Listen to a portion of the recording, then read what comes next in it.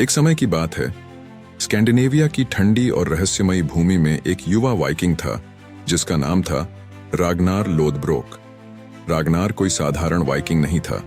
वह साहसी, बहादुर और दूसरों से ज्यादा समझदार था। रागनार की कहानी एक छोटे से गांव में शुरू हुई जहां उसने दूर दूर की भूमि को खोजने के बड़े सपने देखे। वह समुद्र पार करना चाहता था, नए स्थानों की खोज करना और उन्हें जीतना चाहता था, जैसे कि वाइकिंग्स को करना पसंद था। रागनार के पास एक गुप्त हथियार था, एक जादुई कंपास जो उसे रोमांच की ओर ले जाता था। एक दिन रागनार ने एक विशाल जहाज बनाया जो किसी भी अन्य वाइकिंग जहाज से मजबूत और तेज था। एक निडर योद्धाओं की टीम के साथ उसने अनजान की ओर नाव चलाई। समुद्र गरज रहा था, लेकिन रागनार का जहाज लहरों को तेज तलवार की तरह काटता हुआ आगे बढ़ा। रागनार का पहला बड़ा साहसिक कार्य उसे इंग्लैंड नामक स्थान पर ले गया, जहां पहले कोई वाइकिंग नहीं गया था। जब वे वहां पहुंचे तो भूमि धन और खजाने से भरी हुई थी। रागनार और उसकी टीम ने स्थानीय सैनिकों के खिलाफ बहादुरी से लड़ाई की, ढालों के टकराने और सूरज की रोशनी में चमकती हुई तलवारों के साथ। उन्होंने कई युद्ध जीते और अपने जहाज पर बहुत सारे सोने और गहनों को लाया। लेकिन रागनार केवल लड़ाई और खजाने के लिए नहीं था। वह जिज्ञासु था और इंग्लैंड में मिले लोगों के बारे में जानना चाहता था। उसने दोस्त बनाए और उनकी भाषा भी सीखी, जिससे वह अपने लोगों में और अधिक सम्मानित और समझदार बन गया। एक दिन विशाल खुली महासागर में नाव चलाते हुए रागनार लोथब्रोक और उसकी बहादुर वाइकिंग टीम ने लहरों के नीचे एक विशाल छाया देखी।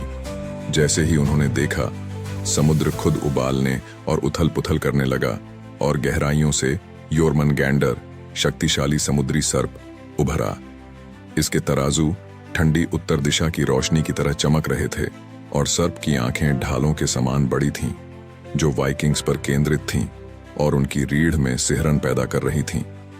रागनार हमेशा की तरह निर्भीक खड़ा हुआ और अपने पुरुषों को इस दैत्य के सामने डर नहीं दिखाने के लिए प्रेरित किया।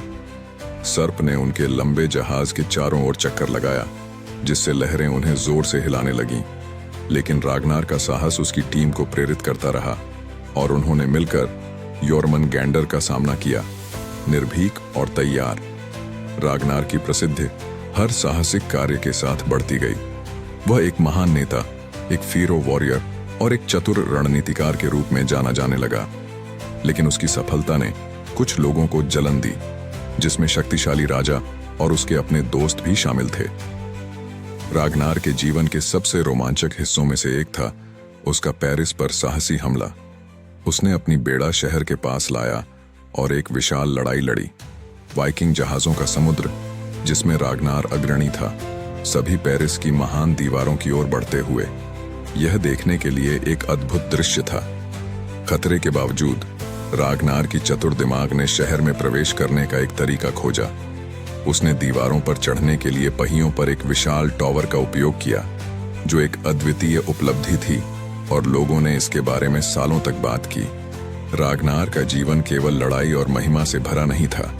उसके पास एक बड़ा परिवार था, जिसमें कई बेटे थे जो खुद ही नायक बनते। लेकिन जैसे जैसे वह बड़ा होता गया, रागनार को और अधिक चुनौतियों का सामना करना पड़ा। कुछ उसके साहसिक कार्य योजना के अनुसार नहीं चले और उसने दुश्मन बनाए जो प्रतिशोध चाहते थे। अंत में रागनार की यात्रा एक ऐसे तरीके से समाप्त हुई जो दोनों ही दुखद और वीरतापूर्ण था। अपने एक दुश्मन किंग एला ऑफ नॉर्थम्बरिया द्वारा पकड़े जाने पर रागनार को सांपों के गड्ढे में फेंक दिया गया। लेकिन अपने अंतिम क्षणों में भी रागनार ने कोई डर नहीं दिखाया। उसने साहस के साथ अपने भाग्य का सामना किया, अपने साहसिक कार्यों और अपने परिवार के प्यार के गीत गाते हुए।